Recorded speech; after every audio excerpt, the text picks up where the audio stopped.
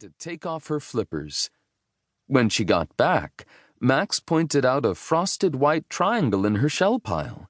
"You did find some sea glass." "It looks like ice," said Sofia.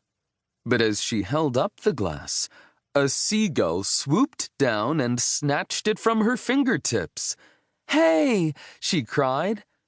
Instead of flying away with its prize, the gull landed nearby and dropped the sea glass in the sand. Then it swiveled its white head, staring at them with dark, mysterious eyes. "It's our seagull," Max whispered, excitement tingling down his spine. The gull showed up, and it was time for another adventure on Wind Rider, a magical sailboat that they had found hidden in the mangrove forest beside the beach. Sofia leaped up. "Let's get to the boat," she cried. "Wait," said Max, laughing. "Don't you want to take off your duck feet?" Sofia glanced down. "Oh, ha!" She kicked off her flippers and quickly got dressed. Then she sprinted after the gull along the beach toward the boardwalk that led to the mangrove forest. As she stepped into the cool, damp forest, shadows crisscrossed her path. She pushed through tangled leaves and branches until she reached the clearing where she knew Wind Rider lay waiting. The old sailboat rested like a beached whale, half in the water and half out. Its weathered boards had faded to gray, and its tattered sail waved gently, as if greeting Sofia. When Max caught up to her, he sighed happily. Wind Rider looked like a wrecked old boat, but Max knew better. He and Sofia had sailed to faraway places on this magical boat. Wind Rider always returned them right here to the mangrove forest, with no time having passed, as if they'd never been gone at all. But oh, the adventures they'd had! "Caw!" the seagull cried from the broken deck rail. Max laughed. "All right already," he said. "We're coming." Sofia scampered up the ladder and onto the deck ahead of him. She followed the gull until it landed on the helm, an old wooden steering wheel.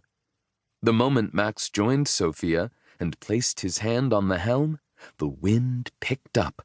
Leaves swirled and branches creaked. Overhead, the tattered sails of Wind Rider began to unfurl. "I wonder where we're going," said Max. "Do you think there'll be animals that need our help?" asked Sofia, her stomach fluttering. Wind Rider always brought them just where they were needed most.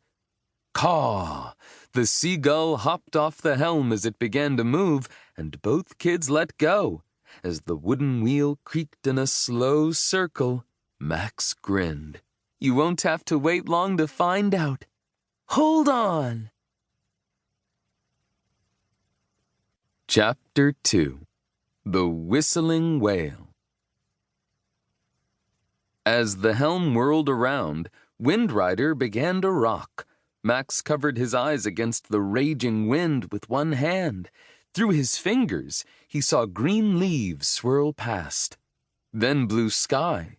Then charcoal-colored rocks. No, mountains. The wind was much colder than it had been a moment ago. Beside him, Sofia laughed out loud. "It's like a ride at the fair," she thought, squatting to keep her balance. But when the wind slowed, she popped up like a jack-in-the-box. She admired the sailboat's polished deck and crisp white sails. Wind Rider looked brand new.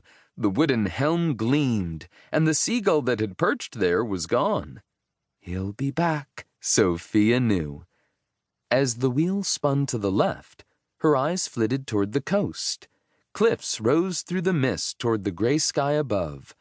"Look at those rocks!" she cried. Max followed her gaze. The charcoal rocks looked like tall, skinny blocks perched on a dark sea. "Is that black water?" he asked. Sofia pushed her bangs aside. "Black sand, I think," she said. "I saw some when my family went to St. Lucia in the Caribbean. The sand was made of the lava from volcanoes." She shivered.